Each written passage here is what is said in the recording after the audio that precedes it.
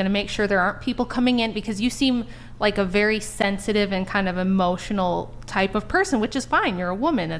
There's reasons that we're like that. If you're going to be a mother, that's a good quality.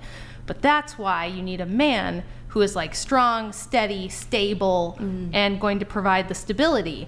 You realize he can't do that if you're going to say to him, I just feel like I need to be able to do what I feel like is going to make me happy. If you are chasing that, you're never going to have that stability and that continuity that you've been looking for, right? Like if you're chasing feelings, he's not going to be able to, you're going to constantly be butting heads with him, and you're not going to be able to have that. Well, could I interject for a second? Sure. I find a lot of men have a lot of feelings too. I mean, not to say there aren't strong men, of course there are. But you know, I mean, I dated a man who was not a feminist, and he was more in his feelings than he liked to admit, I think. And it showed. And how did it show? I mean, he was insecure enough that he sought validation in other women. So. Okay. Wait, so it's not good to be an emotional man then? Well, I mean, because he didn't express that he was insecure, that he would bottle them up and not communicate to me what he was feeling, and then we'd argue, and he still wouldn't express all those things until something had already happened. Now, did he tell you why he didn't express his feelings to you, of like whatever the dissatisfaction was that he said made him cheat? Did he tell you why he felt like he couldn't talk to you about it, or?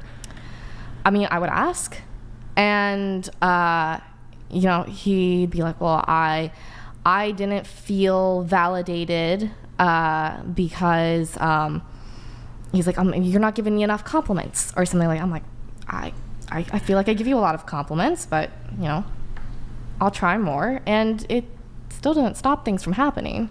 And that, of course, that conversation happened after he had already like done something.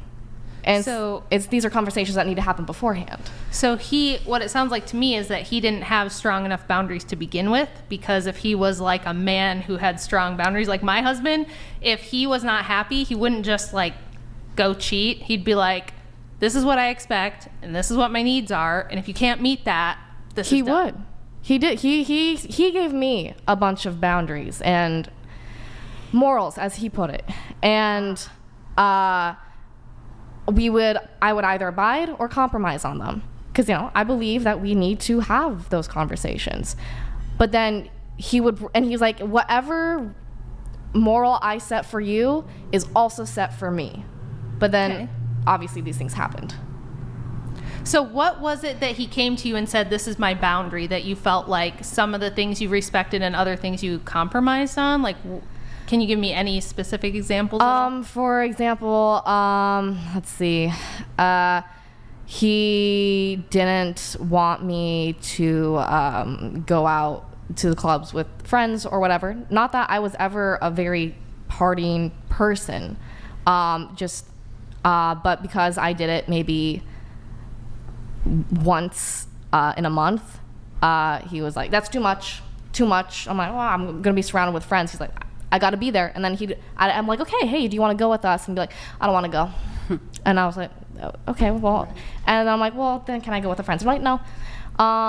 And so one time he was like, okay, you can go this one time. It's just stuff like that. Okay. And another time, okay, he didn't want me to hang out with this guy friend I had for a very long time. I mean, I knew for 10 years, and I knew he wouldn't do ever anything. I mean, he's more into guys than he's ever into women. And wait, he was like, like he was homosexual? Yeah. He's bi. Okay. But he is definitely more into men.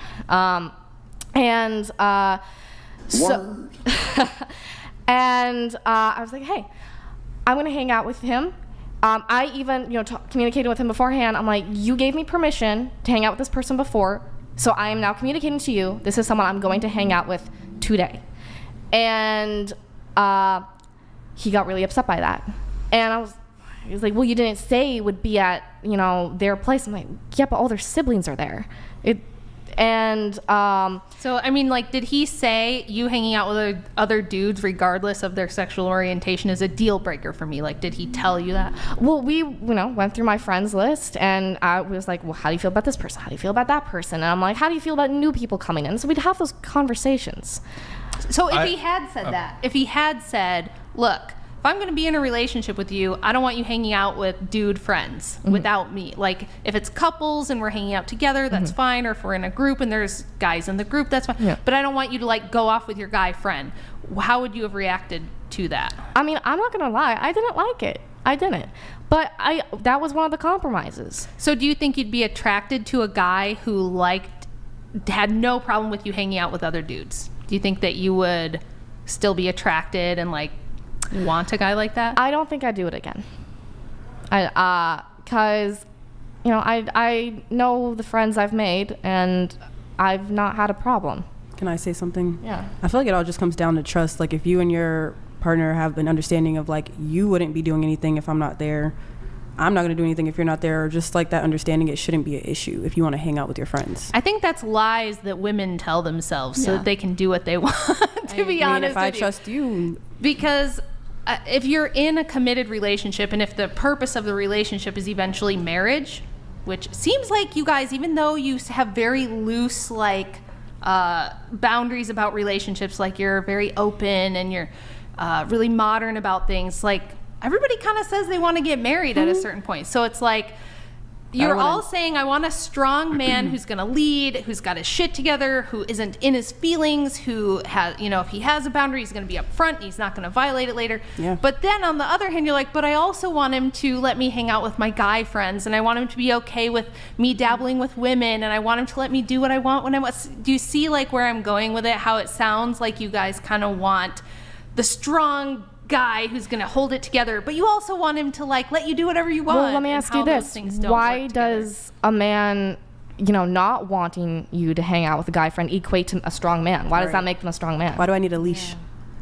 Well, it depends. Do you want him hanging out with women when you're not there? I didn't care if he communicated. Yeah. Now, I hear what you're saying, but I pay attention to what women do, not what they say. So if you say, I'm fine with my boyfriend going off and hanging out with his girl who's a friend, it doesn't bother me. What I'm hearing is, that's not a guy you really want. That's not a guy that you're actually into, who really, like... Maybe you're speaking for yourself, but for me, that's not what happened.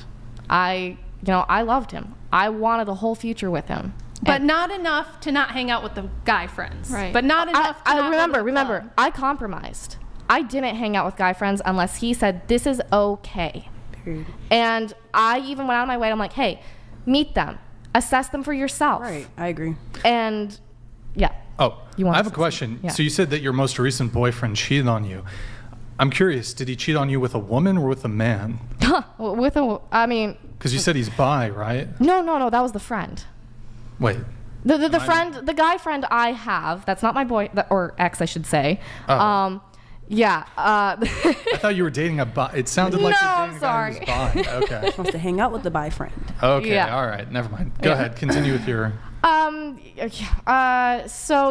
compromised. And so, I was even saying, hey, meet these friends, assess for yourself, tell me who you're comfortable with, etc. Because I don't want to be disrespectful. I get we have our differences, and I want to respect that. And he said this person in particular was okay. And so I was going to hang out with them. And then he got upset. And then I get a message from him saying, wait, why did he get upset? I don't know. Was it the case that you kind of pushed and pushed and pushed until he accepted and he was like, fine, you can hang out with the one guy, I guess, because he's mostly gay? Like, was it kind of like that, or was it...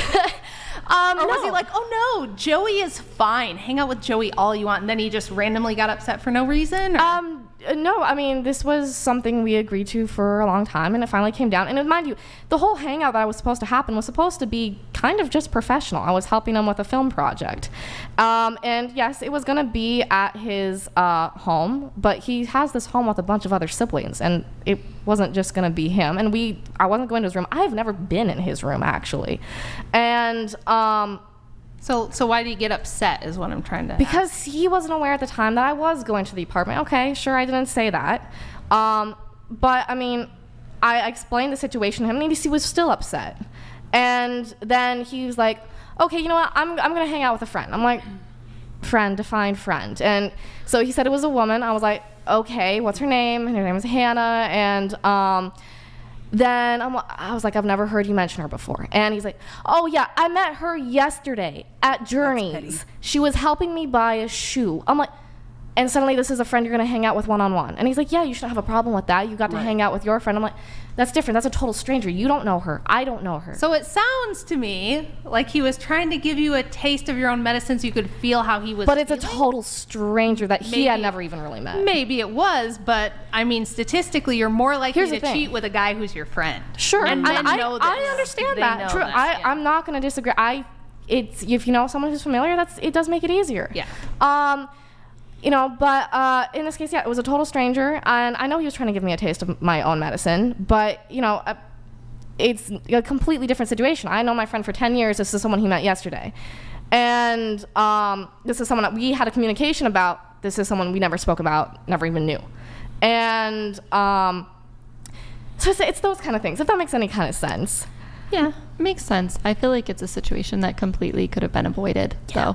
And I think that if you are trying to date someone seriously, you shouldn't be hanging out with people of the opposite sex, period. It doesn't matter. I will say I personally have never hung out with a guy friend one-on-one when I'm in a relationship. I don't do that.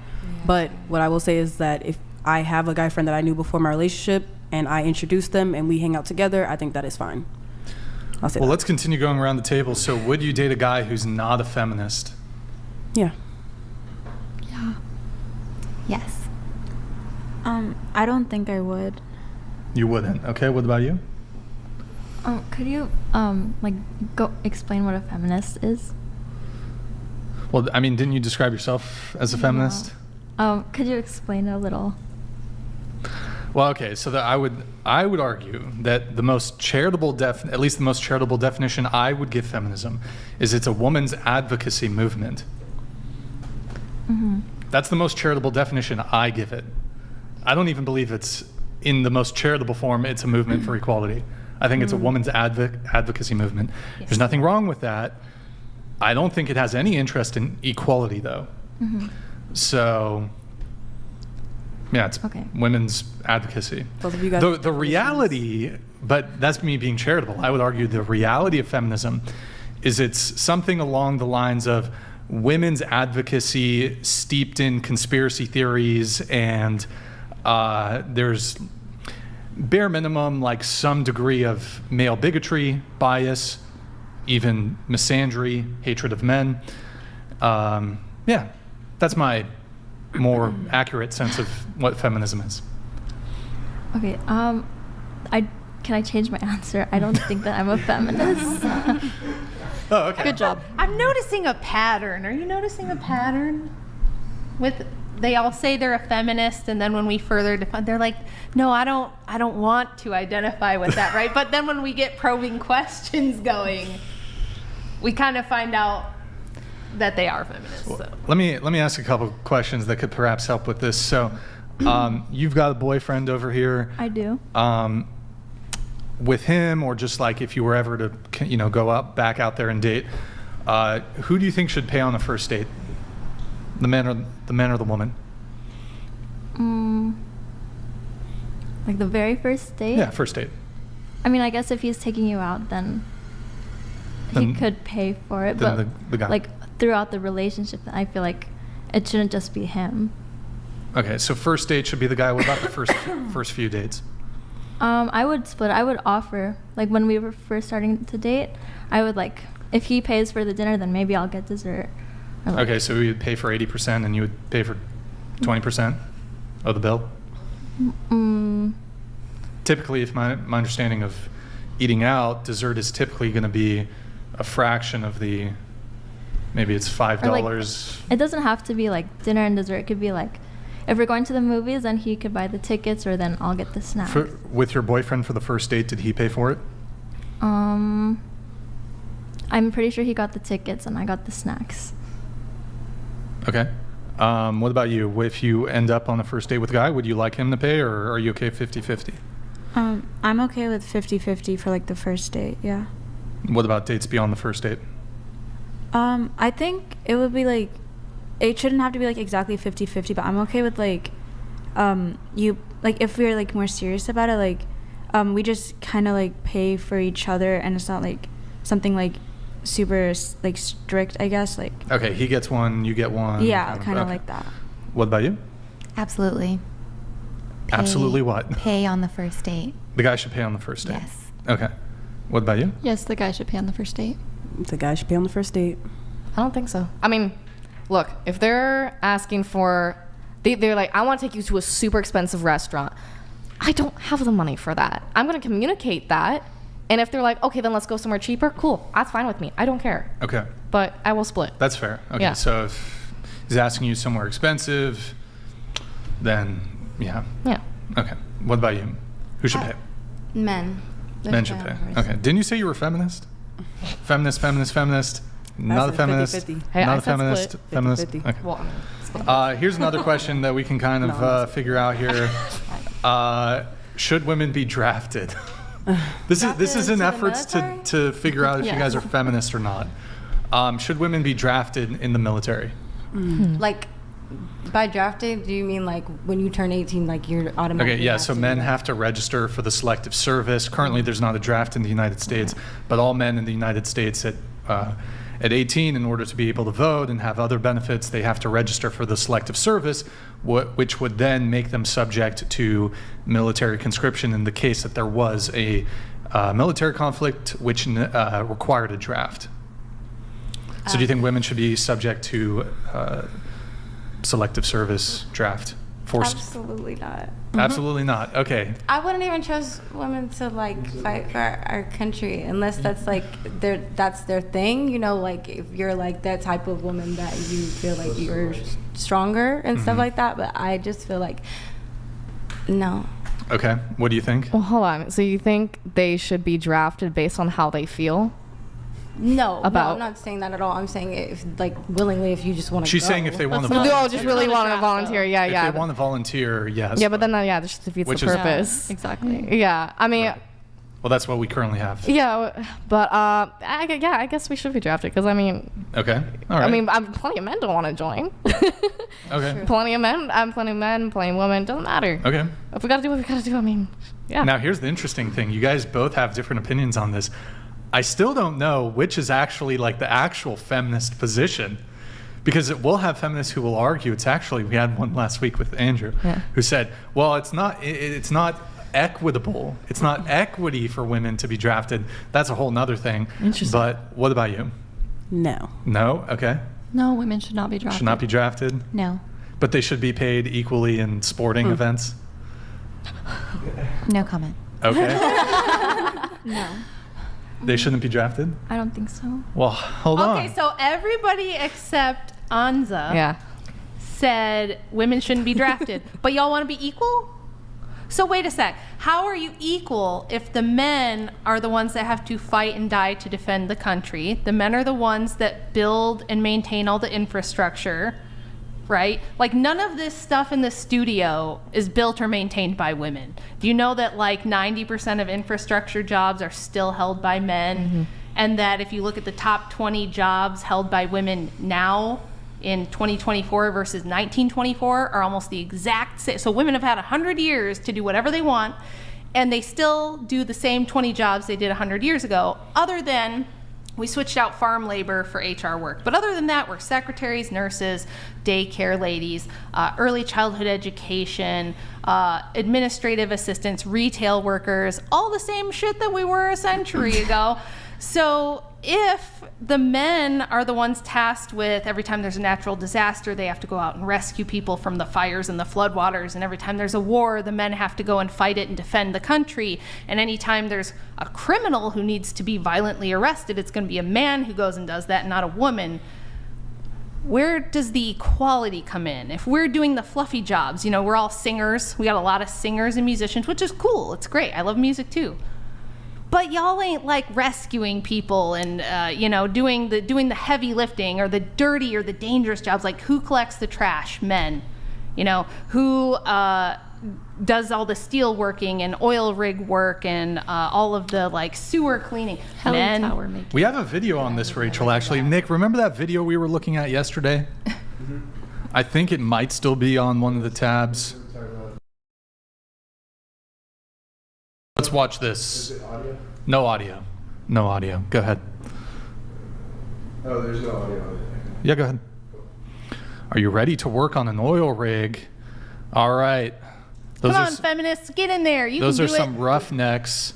Come on, That's ladies. Anyone? definitely not strong Andrew enough had to for do that. stuff like that back in the day. They'd lower him Underwater into welding, I not guess. not Or- underwater, but they would lower him into these tiny little horrifically frightening spaces to do extremely dangerous stuff. I'm claustrophobic. I really feel like Yeah. women should just have the choice to do it if they want to, because I know some women that can handle it. They do have the Yeah. choice, and they're That's- not. They doing do, it. and they're not doing it. They That's don't fine. want to. Well, this I mean, this that's is the fine. big secret, Yeah. right? Is that women don't want to do any of this dirty, So- dangerous, scary stuff. They don't want to. Well, yeah, but is that just what we've been raised with, the culture No. we're surrounded by? No, and I have data to back this up. So Okay.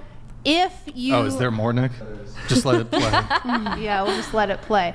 So back around the time of suffrage, we're talking like 1850s to 1920, roughly around there when the big suffrage movement was happening. Did you guys know that most women were completely against it? By all of the referendums that they would do where they would let women vote on whether they wanted to vote, only about 4% actually had any interest in voting. And they actually had really good reasons for this. There was much higher membership in anti-suffrage groups than pro-suffrage groups. And these groups would do public debates. They would do written debates, newspaper periodicals where they would go back and forth and debate these things. And the women who were against suffrage said, look, the primary purpose of government is to protect persons and property, okay? Why task women with that when we're not really capable of doing that, okay? We don't want to have to be drafted. We don't want to have to do jury duty. We don't want to have to be a political bloc, because back then women had advocacy groups for things they wanted, but they weren't a lobbying group. They didn't have like voting rights, so they weren't able to be as easily politicized. They felt like they had a moral high ground to ask for things like, we need more parks, we need better schools, we need clean air, whatever it was. And that if they became just another voting bloc, they would be involved in dirty politics, and they didn't want to do that. They felt like somebody has to be morally neutral and not involved in politics. So, given all of that, do you guys think that women can protect and defend persons and property? Sure. Okay, I mean, how? well, first of all, I want to go back to the fact that for a long time, women weren't allowed to own property, or at least not without being married. And so, Actually, it was the opposite. It was once you got married, you generally, whatever belonged to you belonged to your sure, but husband, so you then couldn't usually the woman is still living with the family. Right, And but why would you? So think about Yeah. why. Why would you wanna live on your own? Why do you think women didn't own property? Well, do you think it was just the patriarchy, like just No, I'm hated not the saying women that. and I'm they not just saying wanted that. to put their boot on their neck and keep them down? I or- generally don't think that. Okay, what do you think? I generally think it was just a matter of the times. Like, because it was, I mean, So do you think there was a reason though? Do you think there was a logic behind not letting? I think it women own worked for property? back then. I think it worked for what it is at that point in time. No, I don't think you understand what I'm saying. Sure. So Okay. if you're a woman Yeah. and you own land and it's 1802, and bandits or cattle robbers or Indians come and they say, we're taking your land, Yeah. what are you going to do about it? But that's exactly my point. That worked for that time. Okay, what's different now? We don't have that as much. I mean, it depends on the neighborhood, of course. I mean, it depends on the community. Okay, et so cetera. if you own land now in 2024 and you have a squatter who comes and squats on your property and you need them removed, I did do that. Do you call ladies to come and physically remove them, or are there men who come and physically remove them? So I had a subleaser who I needed to get rid of, and I did all of it. My landlord didn't do anything. Okay, what'd you do? I went to the court, and Okay. I got the papers. I took her to court. I won. Oh wait, it was a woman squatter? Yeah. Oh, well, okay. But did you physically remove her, or did cops come? Well, did she willingly, after the judgment from the court, she willingly left? So, okay, the lease was up. She refused to leave. And so, I got the paperwork. I gave her the 3-day notice to vacate, which is the proper way to. Right, you're going through the eviction process. Exactly. Yeah. And so then, and she was still like, that's not right. It's totally illegal, even though I got it literally from the courthouse.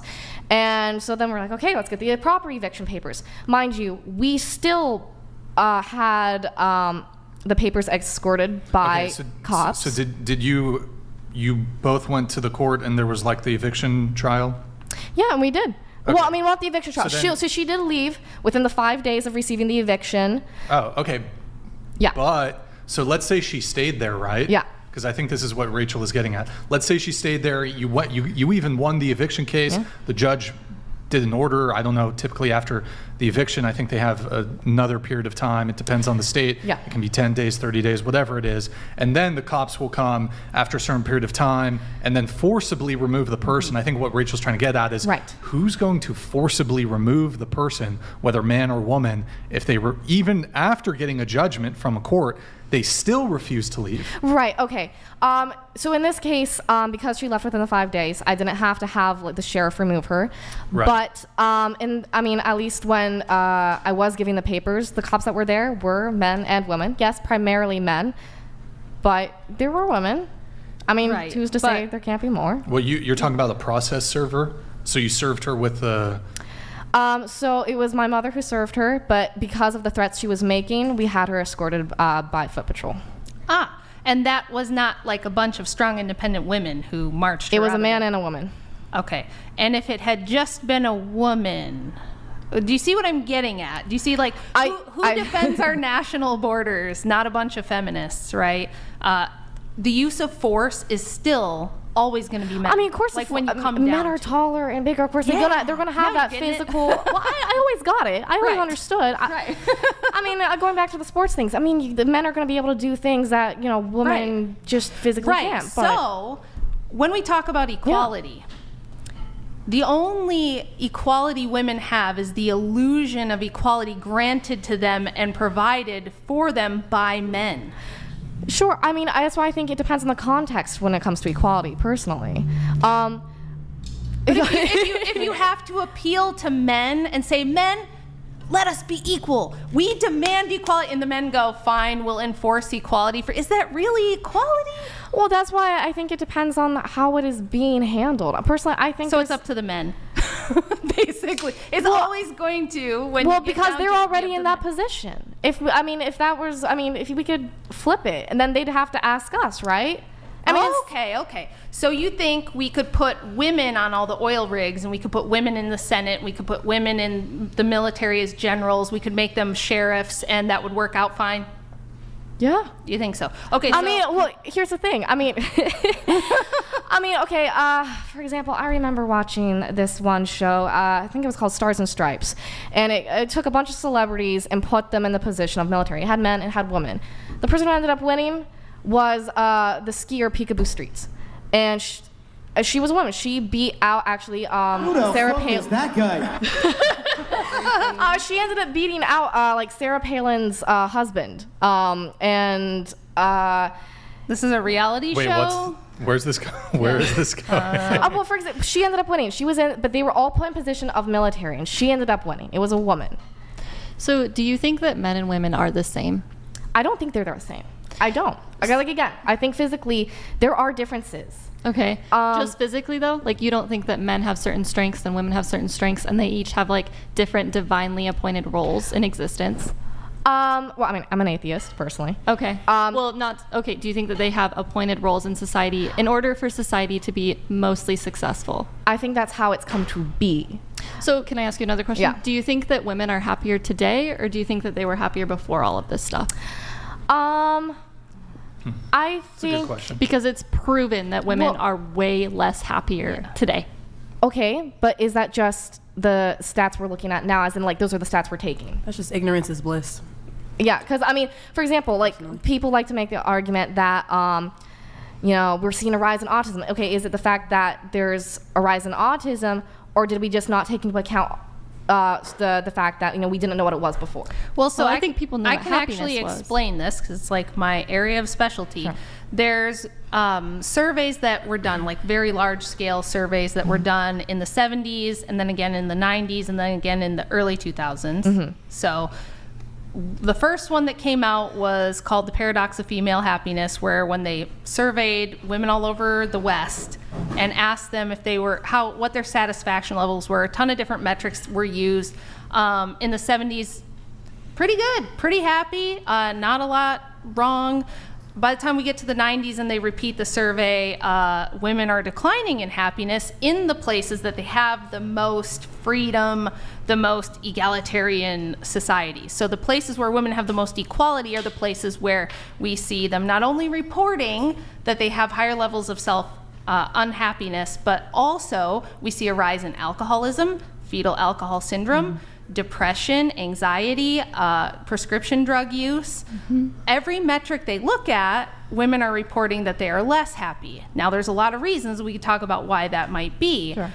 But I think people don't understand that when women are trying to be equal, it makes life pretty impossible. You end up thinking you can have it all, do it all, be it all. Your expectations are wildly high, and you expect that you're going to be able to have a husband and a family and a career and do whatever you want, but also have a man who's going to take care of stuff. And these things all contradict each other. These things do not mesh together well. On top of that, women are more emotionally volatile. We have a hormonal cycle every month that fluctuates. We have pre-menopause, we have postpartum, we have a lot of ups and downs Okay, that men and don't have. why does that make us more emotional? Because I'm genuinely Because asking. of the literal hormone Well, in your hold body. on. I know. But for example, let's look at history here. So much war has been caused by men. Well, I have something for this actually. Yeah. So they looked at monarchs, for example, kings and queens, and they actually found that queens were just as or even more likely to wage war than kings. Oh, I'm not disagreeing. I think there's some real messed up women in history too, truly. No, but they did an analysis here. I'm not just saying there were some queens. They just comparing all of the. I don't know if it was the English monarchs, the British monarchs. I don't recall exactly the specific Sure. details of this analysis they did, but they did find that queens were more likely to wage war than kings. Okay. Just wanted to put that in there. Sure. Are we looking at it statistically as in, let's be real, there were probably still more kings in history than there were ever queens that were But it's really it's charge. per capita. Okay, right? so it is per capita. Yeah. Okay. I can't speak to that personally. So but why would we think that men are going to start more war if women are more emotionally volatile and less rational and less logical on average? well, maybe than we'd men know are? that if we were taught more about those women as well. Because personally, I'm just gonna be honest with you. How many women in history can we actually name? A ton. Well, talking in that specific position to cause a war. I'm an Orthodox Christian, and we have Yeah. tons of different queens and princesses and women who Sure. were in various leadership positions and Sure, waged but horrific war on their enemies. And Sure, things like that, it's so. it's just usually we see, queens that are just with a king. Yes. Oh, You're getting Sorry, a little sorry. Well, cut that off. would be. I could give you that, except that in the modern age, we have a whole bunch more data that proves that this is not the case. Okay. For example, when you look at juvenile correction facilities or women's prisons, so we were just talking about how men have the monopoly on force. Yeah. So men in male prisons, things like that. Generally, men grow up using physical force. And when they're little, they do rough and tumble play with their dad, with their siblings, with their friends, and they kind of learn where the boundaries are of how much can I beat up my friend before I go too far and actually cause harm. So they tend to learn that young, and it has an impact. Women don't have those same experiences. So what we see is that when women do have the monopoly on force, for instance, when you are a female guard in a juvenile facility or a female guard in a women's prison, the women guards are far more likely to be abusive, and the abuse tends to be worse than men. And I have heard that. They do think it's partially because of our emotional volatility, our hormonal fluctuations, and also just because women tend to be more likely to be on prescription psychiatric medications, have mental illnesses, and just be less used to knowing where the boundary is. So when women lose their shit and get physical, they tend to escalate to a point that's a lot Okay.